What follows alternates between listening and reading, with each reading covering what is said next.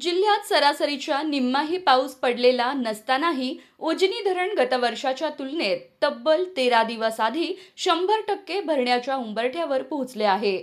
सोमवारी तारीख 27 रोजी रात्री 9 वाजता धरणातील उपयुक्त पाणीसाठा 98.57% पोहोचला असून पूर नियंत्रणासाठी धरणाचे 16 दरवाजे उघडून भीमा नदीपात्रात 60,000 क्युसेक पाण्याचा विसर्ग करण्यात आला. पाणीसाठ्याची आनंददायी स्थिती असली तरी त्याचे वर्षभर काटेकोर नियोजन झाले नाही, तर उन्हाळ्यात पुन्हा पाणी टंचाईचे संकट निर्माण होण्याची भीती व्यक्त होत आहे.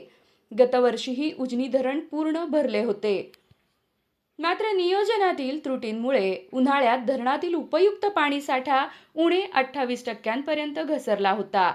यंदा उजनीच्या स्थानिक पाणलोट क्षेत्रात समाधानकारक पाऊस झालेला नाही. मात्र पुणे जिल्ह्यातील आणि धरण क्षेत्रात झालेल्या मुसळधार पावसामुळे 8 जुलै रोजी धरण प्लसमध्ये आले आणि त्यानंतर सातत्याने वाढलेल्या आवकेमुळे धरण अपेक्षेपेक्षा लवकर भरत आहे. स्थानिक पाणलोट क्षेत्रात पाऊस झाल्याने उजनी धरणात पाण्याची आवक वाढली आहे. त्यामुळे पूर नियंत्रणासाठी सोमवारी रात्री 10:30 वाजता 16 दरवाजे उघडून भीमा नदीपात्रात 60,000 क्युसेकचा विसर्ग सुरू करण्यात आला. पुढील आवक लक्षात घेऊन गरजेनुसार विसर्गात आणखी वाढ करण्याची शक्यता धरण प्रशासनाने व्यक्त केली आहे.